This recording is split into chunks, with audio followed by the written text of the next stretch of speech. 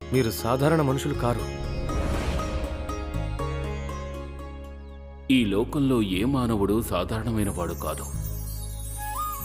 ఎవరిలో ఎదుటివారిని ఆదుకోవాలనే ఉన్నత గుణం ఉందో, ఎదుటివారి పట్ల ఎవరు జాలి చూపిస్తారో, ఏ వ్యక్తి అందరితోనూ ఒకే విధంగా ప్రేమగా ఉంటారో ఆ వ్యక్తి సాధారణమైన వాడు కాదు.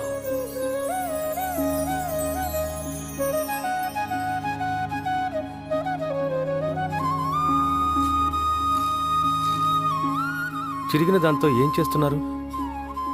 నా అవసరాన్ని తీర్చుకుంటున్నాను. ఏ వస్తువు పనికిరాదని అనుకోకూడదు. అది ఏదో ఒకరోజు పనికొస్తుంది. ఆ విషయం ఆ రోజే మనకి అర్థమవుతుంది.